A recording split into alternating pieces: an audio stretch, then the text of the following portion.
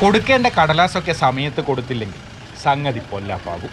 അതാണ് കൽപ്പറ്റ നഗരസഭയ്ക്കും പറ്റിയത്. പുതിയ ഭരണസമിതി നിലവിൽ വന്ന 3 മാസത്തിനകം മുഴുവൻ കൗൺസിലർമാരുടെയും സ്വത്തുവിവരം ലോകായുക്തയ്ക്ക് സമർപ്പിക്കേണ്ടതായിരുന്നു. എന്നാൽ കോവിഡ് കാലത്തെ തിരക്കിൽ ജീവനക്കാരും കൗൺസിലർമാരും ഇക്കാര്യം വിട്ടുപോയി. ഇതോടെ മുഴുവൻ കൗൺസിലർമാരും നേരിട്ട് ഹാജരാകണമെന്ന് ലോകായുക്ത ഉത്തരവിട്ടു. പിന്നെ മറ്റൊന്നും നോക്കിയില്ല. ഭരണപക്ഷവും പ്രതിപക്ഷവും ഒന്നിച്ച് ഒരു ടൂറിസ്റ്റ് ബസ് വിളിച്ച് തിരുവനന്തപുരത്തേക്ക് പുറപ്പെട്ടു. കൽപ്പറ്റ നഗരസഭയിൽ മാത്രമല്ല, കേരളത്തിലെ ഒരുപാട് തദ്ദേശ സ്വയംഭരണ സ്ഥാപനങ്ങളിലും ഇത്തരത്തിൽ ഒരു വീഴ്ച പറ്റിയിട്ടുണ്ട്. ഉദ്യോഗസ്ഥതലത്തിൽ അന്ന് ഞാൻ ഉറപ്പിച്ച് പറയുന്നില്ലെങ്കിൽ എവിടെ ഒരു വീഴ്ച പറ്റിയിട്ടുണ്ട്.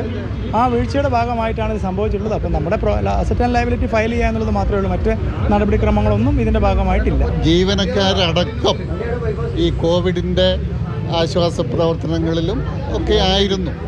അപ്പോൾ അവരുടെ ശ്രദ്ധയിലും ഇല്ലാതെ പോയി. കുറ്റപ്പെടുത്തുന്നതിലൊന്നും വലിയ കാര്യമില്ല എന്നാണ് വ്യക്തിപരമായുള്ള അഭിപ്രായം. ഓരോ കൗൺസിലർമാരും 3000 രൂപ വീതം പിരിവെടുത്താണ് യാത്ര പുറപ്പെട്ടത്.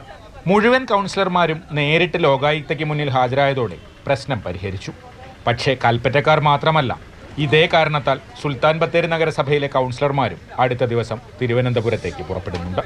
സംസ്ഥാനത്തെ പല നഗരസഭകൾക്കും സമാനമായ അബദ്ധം പറ്റിയിട്ടുണ്ട്. മാതൃഭൂമി ന്യൂസ്, വയനാട്. കമലേട്ടാ, അപ്പോൾ കുറേ ഇടത്തുനിന്ന് ടൂറിസ്റ്റ് ബസ്സുകൾ ഇങ്ങനെ തിരുവനന്തപുരത്തേക്ക് വരും അല്ലേ? ഇതൊരു തുടക്കമാണെന്ന് തോന്നുന്നു. എന്തായാലും ഈ ഭരണ പ്രതിപക്ഷ വ്യത്യാസമൊന്നും ഇല്ലാതെ, അല്ലെങ്കിൽ രാഷ്ട്രീയ പാർട്ടി വ്യത്യാസമൊന്നും ഇല്ലാതെ എല്ലാവരും ഒരു ടൂറിന് പോകുന്ന ഇഫക്റ്റോടുകൂടി എനിക്ക് തോന്നുന്നു അവരൊരു ടൂറായിട്ട് തന്നെ ഇതിനെ കാണണമെന്ന് തോന്നുന്നു അല്ലേ? ദിവീഷ്, ഈ പഞ്ചായത്തി രാജ് നിയമത്തിൽ തന്നെ പറയുന്നത് തെരഞ്ഞെടുപ്പ് ജയിച്ചു കഴിഞ്ഞാൽ ഭരണ പ്രതിപക്ഷ വ്യത്യാസമില്ല. നമ്മൾ പ്രതിപക്ഷ നേതാവ് എന്നൊക്കെ ഉപയോഗിക്കുന്നുണ്ടെങ്കിലും ഈ ജയിക്കുന്നവരൊക്കെ ചേർന്ന് ഒരു ഭരണസമിതിയാണ് യഥാർത്ഥത്തിൽ ആ നിയമപ്രകാരം.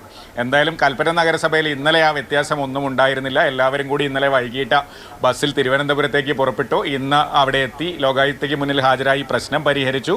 അതിൽ നമ്മുടെ മുതിർന്ന അംഗം ശിവരാമേട്ടൻ പറയുന്നത് പോലെ ആരെയും കുറ്റപ്പെടുത്തുന്നതിൽ വലിയ കാര്യമില്ല. കാരണം ഈ കഴിഞ്ഞ പഞ്ചായത്ത് തെരഞ്ഞെടുപ്പ് നടക്കുന്ന സമയത്ത് നമുക്കറിയാം അത് കോവിഡ് കാലമായിരുന്നു.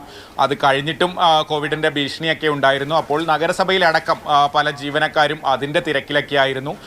അതിലുള്ള പല കൗൺസിലർമാരും 3ാം ടേമിലൊക്കെ ഇരിക്കുന്നവരാണ്. അവരും ഇക്കാര്യം വിട്ടുപോയി, ജീവനക്കാരും വിട്ടുപോയി. എന്തായാലും ലോകായുക്ത പക്ഷേ അതങ്ങനെ ഒതുക്കാൻ തയ്യാറല്ല. അവർ പറഞ്ഞു, നിങ്ങൾ നേരിട്ട് ഹാജരാവണം, എല്ലാ കൗൺസിലർമാരും ഹാജരാകണം. ഒരുപക്ഷെ ഇന്ന് ഹാജരായില്ലെങ്കിൽ ഈ കൗൺസിലർ സ്ഥാനം അടക്കം ഭീഷണിയിലാകുന്ന ഒരു സാഹചര്യം ഉണ്ടായിരുന്നു.